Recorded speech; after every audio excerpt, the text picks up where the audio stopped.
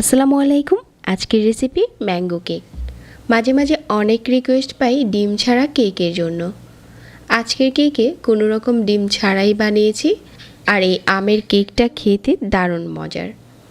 যারা ডিম ছাড়া কেক খেতে পছন্দ করেন আজকের রেসিপি ভালো লাগতে পারে। আমি অনেক বেশি রিকোয়েস্টও পাই মাঝে মাঝে ডিম ছাড়া কেকের জন্য।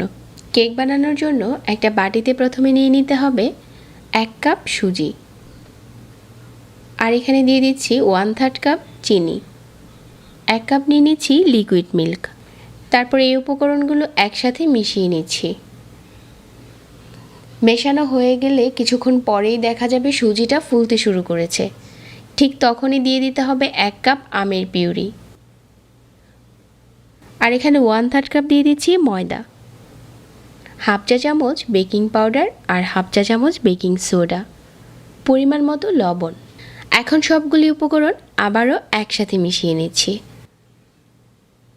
মেশানো হয়ে গেলে এই মিশ্রণটা ব্লেন্ডারে দিয়ে 30 সেকেন্ডের মতো ব্লেন্ড করতে হবে। অবশ্যই 30 সেকেন্ডের মতো ব্লেন্ড করে নিতে হবে। আবার যদি আপনি এটা ব্লেন্ড করতে না চান তাহলে আমের পিউরিটা খুব ভালো করে ব্লেন্ড করে তারপর এই মিশ্রণের সাথে মেশাতে হবে। কেকের একটা ভালো রেজাল্ট পেতে চাইলে অবশ্যই ব্লেন্ড করতে চেষ্টা করবেন। এই কেকের মিশ্রণটা এখন বাটিতে নিয়ে নিচ্ছি, আর উপরে দিয়ে দিচ্ছি কিছু টুটি ফুটি। টুটি ফুটিটা দেওয়ার পর আবারও মিশিয়ে নিচ্ছি। আপনারা চাইলে এখানে টুকরো করা আমও নিতে পারেন। টুটি ফুটিটা খুব ভালো করে মেশানো হয়ে গেছে। আজকের কেকটা বেক করার জন্য 1 পাউন্ডের একটা ছোট মল্ড নিয়েছি।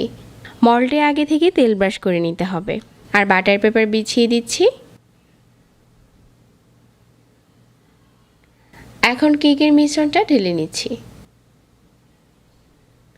তারপর উপরে আরও কিছু টুটি ফুটি দিয়ে সাজিয়ে দিচ্ছি। এখন এই কেকটা চুলাতে বেক করতে পারবেন। কেকটা কিভাবে চুলাতে বেক করা যাবে ওই পদ্ধতিটা দেখিয়ে দিচ্ছি। আগে থেকে একটা পাত্র প্রিহিট করে নিতে হবে। 10 মিনিটের মতো প্রিহিট করার পর কেকের বাটিটা বসিয়ে দিয়ে অপেক্ষা করতে হবে 35 থেকে 40 মিনিট। 40 মিনিট পর কেকটা বেক করা হয়ে যাবে। আপনারা চাইলে একইভাবে ওভেনেও বেক করতে পারেন, ওই তাপমাত্রাটাও দেওয়া থাকবে। কেকটা বেক করা হয়ে গেছে। এখন একটা বাটিতে ঢেলে নিচ্ছি। যারা ডিম ছাড়া কেক খেতে পছন্দ করেন আশা করছি আজকের কেকের রেসিপিটি অবশ্যই ভালো লাগবে। খুব সফট একটা কেক সহজেই বানানো হয়ে যায়। আশা করছি প্রতিদিনের মতো আজকের রেসিপিও ভালো লেগেছে। আমার এরকম আরও নতুন রেসিপি পেতে চাইলে পেজে লাইক আর চ্যানেল সাবস্ক্রাইব করে রাখবেন। সবাই অনেক ভালো থাকবেন। আজকে এখানেই বিদায় নিচ্ছি। আল্লাহ হাফেজ।